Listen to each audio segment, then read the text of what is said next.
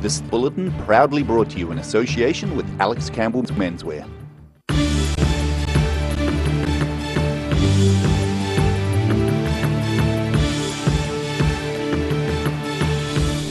Tonight on the South Today, the public are advised to avoid swimming in Lake Hayes and it's uncertain when they will be allowed back.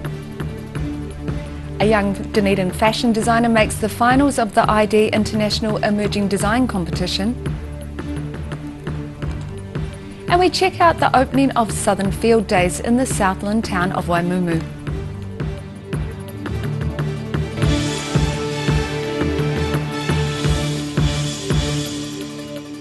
Kia ora, good evening, I'm Melissa Barton. An Otago Regional Council scientist says it's unknown when Lake Hayes near Queenstown will be swimmable again. As Mina Amso found today, there is a great deal of potentially toxic blue-green algae stretching along the lakeshore. Lake Hayes, a favourite spot to swim in summer, but not at the moment due to the presence of a potentially toxic blue-green algae scum called cyanobacteria. It's very noticeable because the lake does take on a blue-green colour, especially when the algae concentrates and scums at the lake edge. While it's not yet known how wide the spread of the scum is in Lake Hayes, the blue-green algae can quite clearly be seen floating along the shorelines at the northern end of the lake.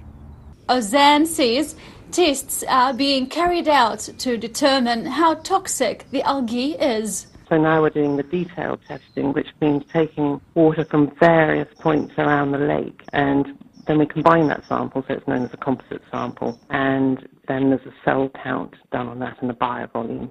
And we look at the result of that against guidelines, and that'll tell us where the lake sits in terms of its potential toxicity.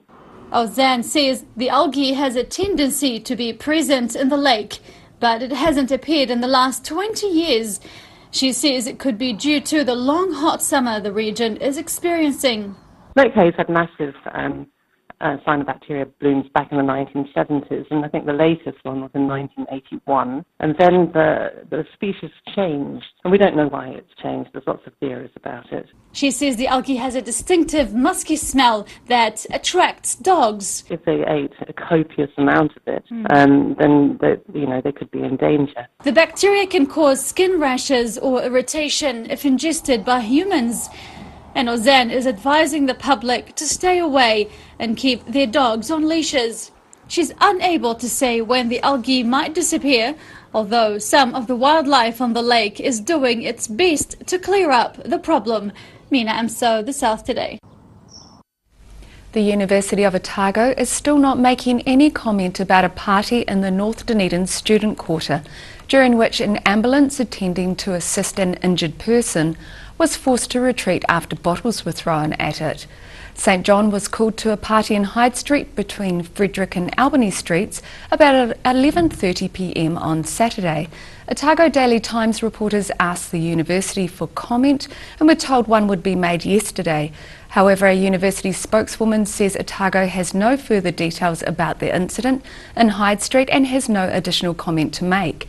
A 21-year-old man was taken to hospital from the party with serious injuries after a fall. One young Dunedin fashion designer has made it into the finals of ID International Emerging Design Competition. Otago Polytechnic student Dylan McCutcheon-Pete was selected from a record 200 entries. But the change in venue this year means a reduced number of tickets for purchase and a reduction in income for the event. Dunedin's ID Fashion Week is heading towards its 19th year with a new venue and a new focus on its emerging designers. The Emerging Awards will be held this May here at Dunedin's Town Hall, and the judges, including NomD's Margie Robertson, have just selected 46 finalists from over 20 countries and a record 200 entries. Dr Margot Barton from Otago Polytechnic School of Design says the only Dunedin finalist, Otago Polytechnic's Dylan McCutcheon-Pete, will be a little nervous about the one-on-one session with the judges. And often the judges will offer recommendations for the contestants where they might like to go in their futures. So it's definitely not a grilling, but they are very nervous. Barton says this year has seen some additional challenges. What's happened this year is that because we don't have both of the venues, and the bigger venue had more people buying tickets, so we had a bigger income. So that's made a change. Our income's reduced. ID Fashion Week has moved this year from the railway station, and for the first time the event will be centred around the ID International Emerging Designers Show. Finalists will travel from their home countries to Dunedin to be judged by an international panel of experts. A multi-level runway will be added to the town hall for the shows, and there will be additional front row seats. As well, Dunedin designers will feature in catwalk shows prior to the emerging show. Roselle LeBone, The South Today.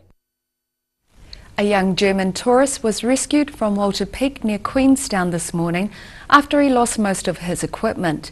Sergeant Keith Newell of Queenstown said the 19-year-old was picked up by a Lakes District Air Rescue Trust helicopter about 1 a.m. after he called 111 to say he had lost his bag while climbing the mountain. He could not descend because he had lost his torch and was feeling cold. The man had kayaked across Lake Wakatipu to the foot of the mountain yesterday and had planned to stay the night. The Southern Field Days opened today in the southland town of Waimumu, 14 kilometres southwest of Gore. The three-day event sees businesses promoting technology and services to Southland's rural community. Sharon Rees was there. Thousands flocked through the gates at the opening of the Waimumu Southern Field Days today. Organisers say they expect tens of thousands of visitors, and the event has attracted the maximum number of exhibitors for the space available. We declared ourselves sold out at 756 exhibitors. So that's a bit of a milestone for us to reach the sold out point. Up until now we've been growing every year, but the land that we've got available is at its limit now. With exhibitors displaying everything from the latest technology available to farmers, gadgets to promote fitness and health, jewellery and hands-on experience for the kids. The event has something for everyone, but Evans said they make sure the event stays true to its roots. This event was started back in 1982 with 60 exhibitors. The idea was to take the machinery or equipment that exhibitors have got and show it to the public. And yeah, we try to stay true to that, so that's why we're Wednesday, Thursday, Friday. The exhibitors love the fact that people that are here to do business. One of the biggest draw cards to the field day is the tractor behind me.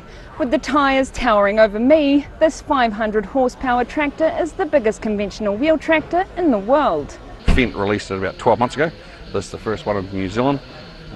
Up till now the largest conventional wheel tractor has been about 420 horsepower, whereas this year's at 500 horsepower.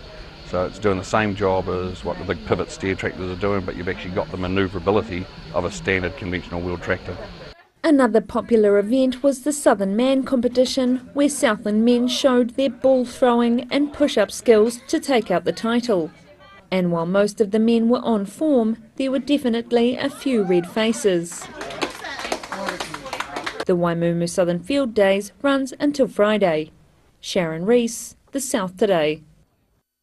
Still to come on The South Today, it is now a 4-horse race for the National Party leadership, and a Dunedin school turns red this Valentine's Day for a worthy cause.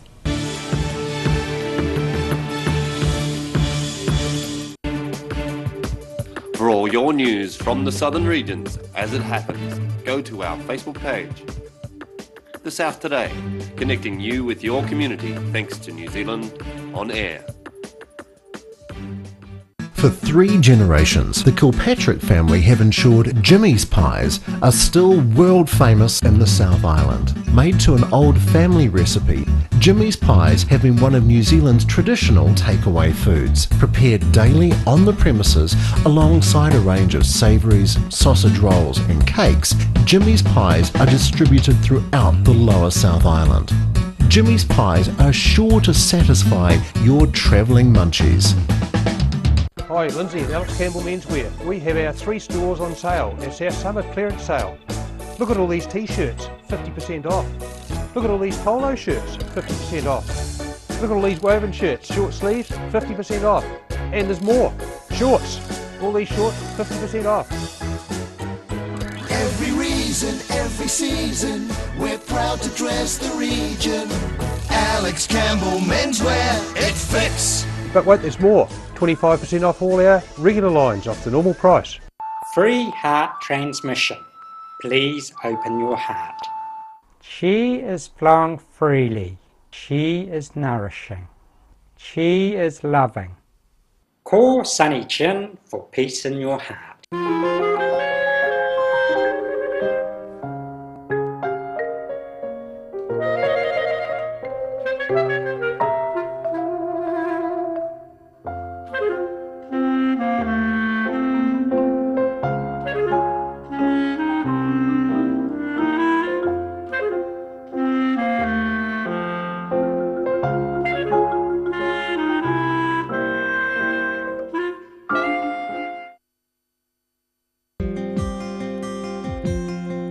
While you're relaxing this holiday season, Ready Lawn is available to help you with your lawn needs, big or small.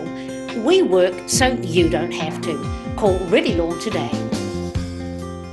At the Hard to Find Bookshop, we sell quality books on all subjects from the rare to the recent, and where viable, we will come to you. We have a great reputation for integrity and honesty, so if you're downsizing or sorting an estate and have books to sell, contact us. Thinking of services for older people? Think Enliven. Enliven is a service philosophy where people come first. Enliven is about choice, activity, relationships, respect and security.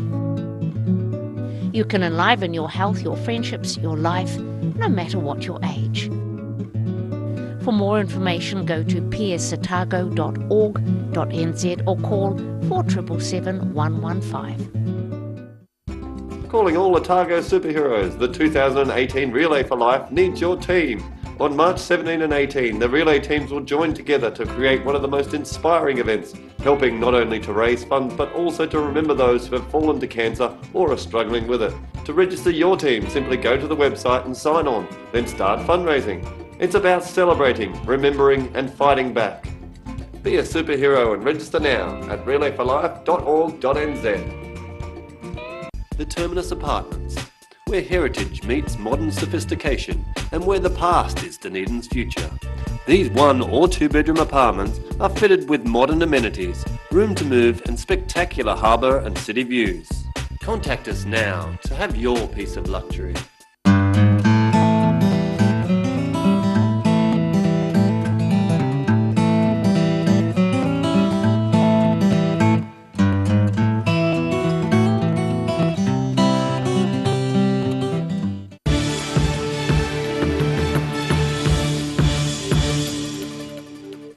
Welcome back.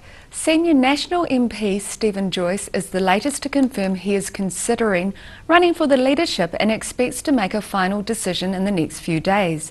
If he confirms his bid for National's top job, he'll join Judith Collins and Simon Bridges. The contest follows Bill English announcing his resignation yesterday and his intention to leave Parliament on February 27th. Amy Adams also joined the leadership contest late today. Today is Valentine's Day and pupils at a Dunedin school decked themselves out in red in support of one of their pupils who was born with a heart defect. The South Today went for a look. Fairfield School dressed up in red on Valentine's Day to show their support for 10-year-old Brooklyn Middleditch, who was born with a hole in her heart. Oh, Brooklyn! These days riding the swing is not a problem for Brooklyn, thanks to a heart operation 5 years ago. My things that I can do now, like my favourite sport, football, hip-hop, I can just do anything.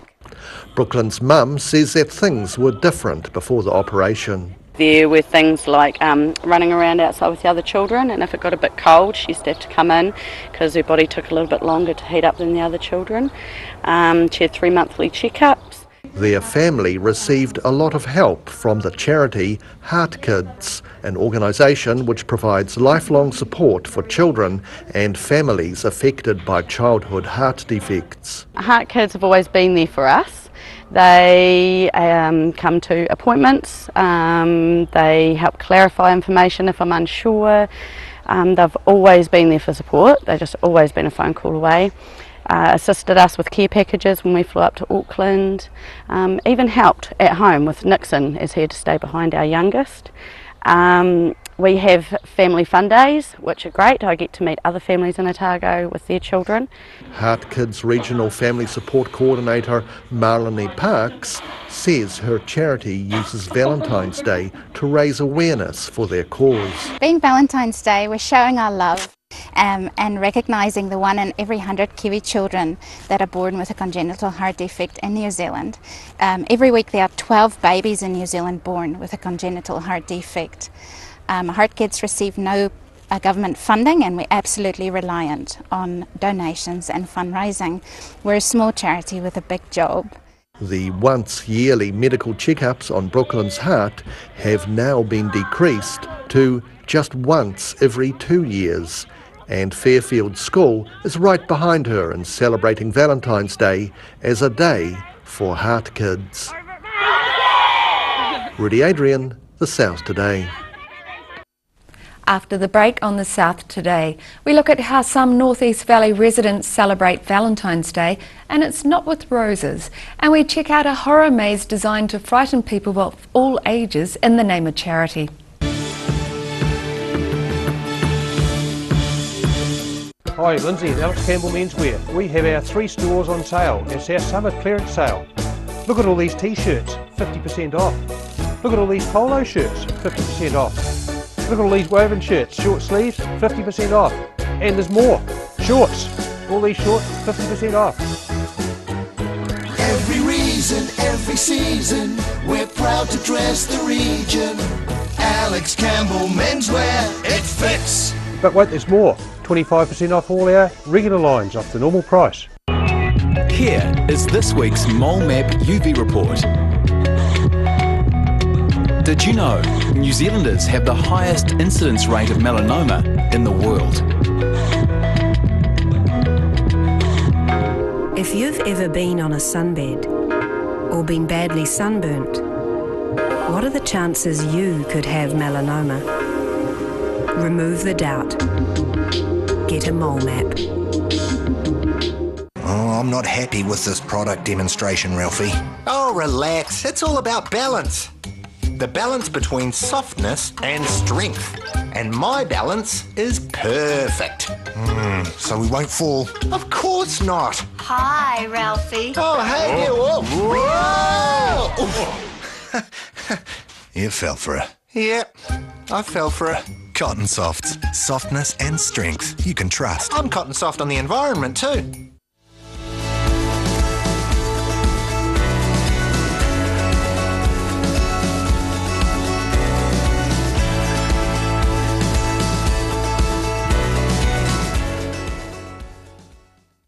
Garage Dunedin, delivering quality stylish garage doors in Dunedin for over 15 years. New doors, replacement doors, repairs and maintenance are all part of Garage quality service.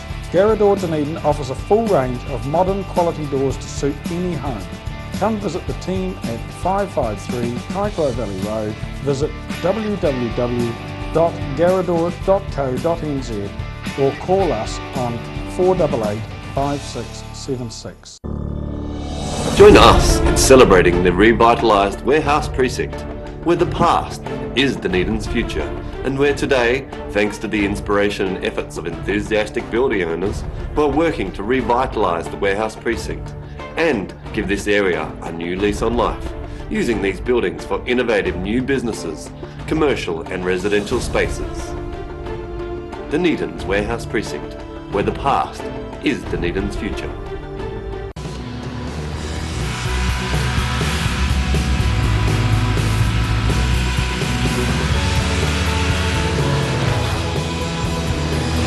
Helping New Zealanders to do more. Talk to MTF today. While you're relaxing this holiday season, Ready Lawn is available to help you with your lawn needs, big or small. We work so you don't have to. Call Ready Lawn today. Active interior designer Mornington are the curtain and blind experts. The team can even advise you on outdoor products like awnings and umbrellas, and will ensure that everything is perfect. For interior design with flair, call Active to book your free in-home consultation or call into the showroom in Mornington. Motor Trade Finance proudly brings you rural delivery. A look at the places and faces behind New Zealand agriculture. Tuesday evenings 8:30, repeating Saturday morning at 8 and Sunday afternoons 4:30.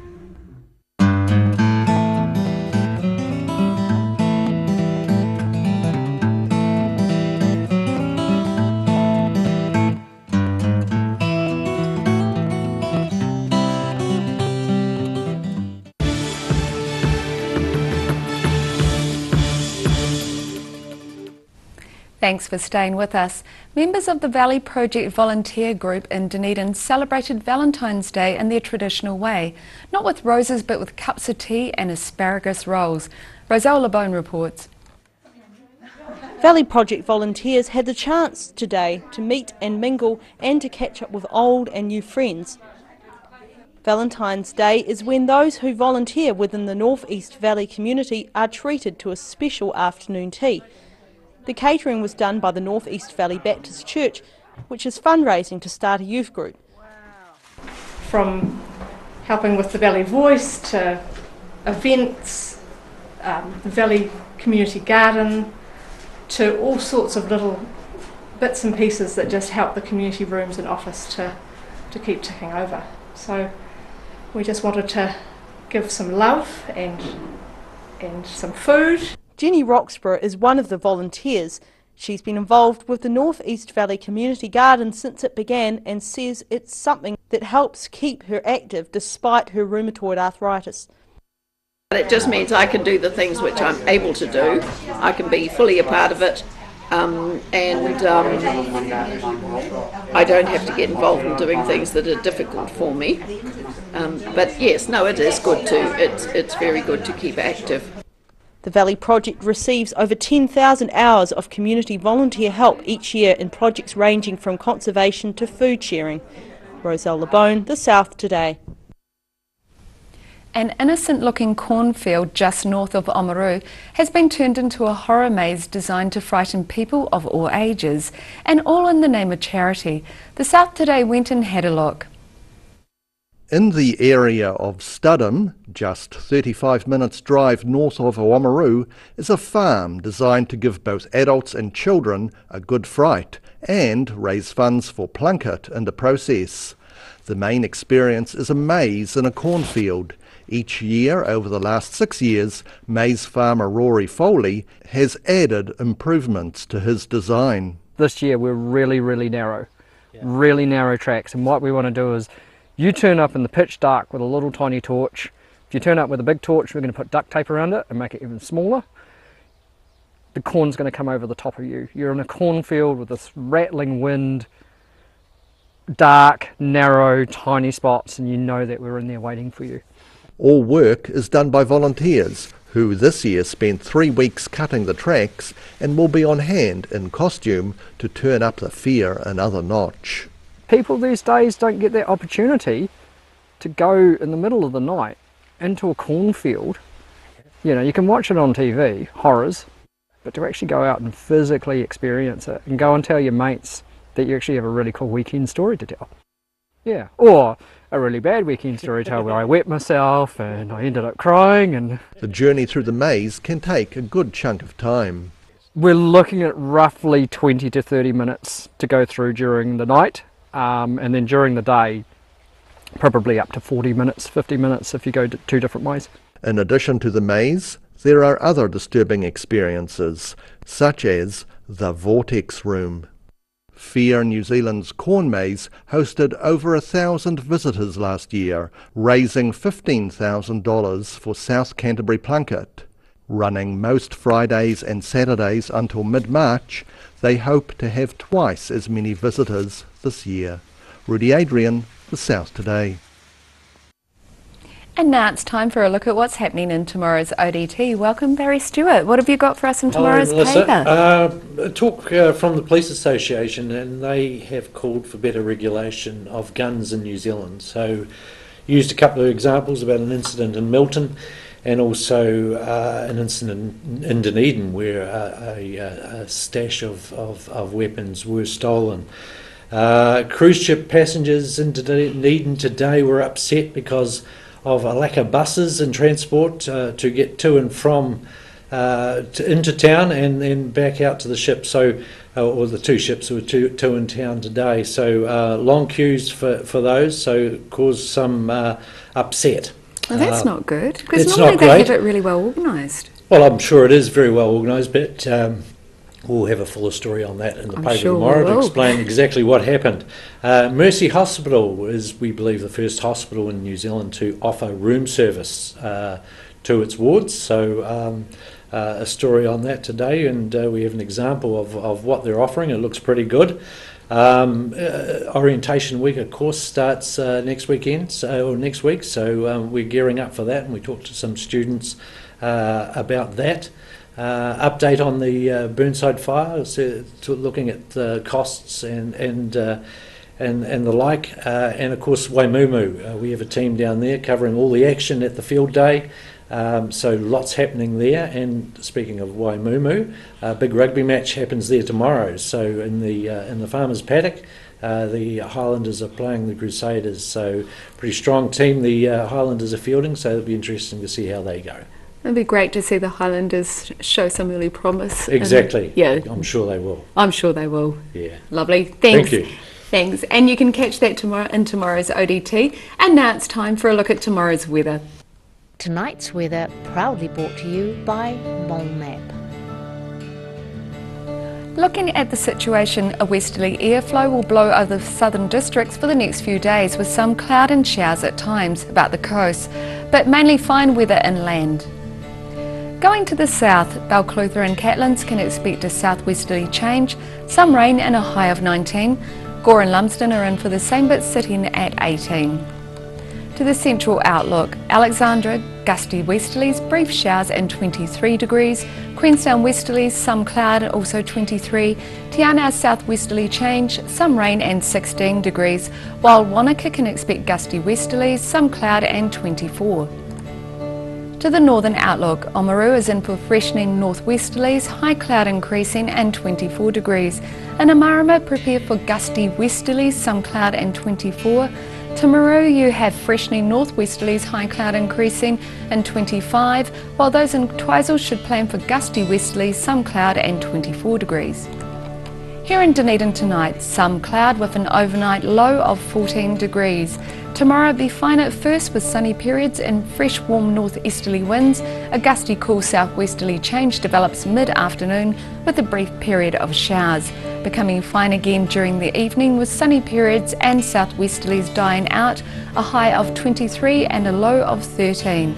And it's mostly fine on Friday with high cloud increasing and lowering during the day. Dress for some brief light rain at night, moderate northeasterly winds, 20 the high and 14 the low. In Invercargill tonight, cloud increases with westerlies freshening with an overnight low of 13 degrees. Tomorrow cloudy with rain developing during the morning and fresh to strong westerly winds, but easing to showers and cooler southwesterlies during the afternoon.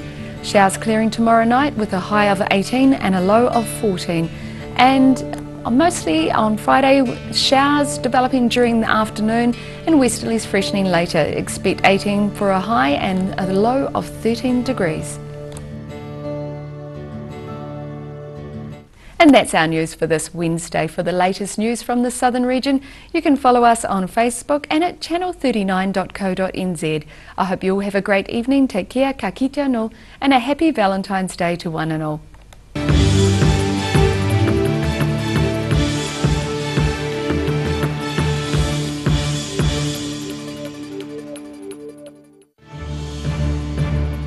This bulletin proudly brought to you in association with Alex Campbell's Menswear.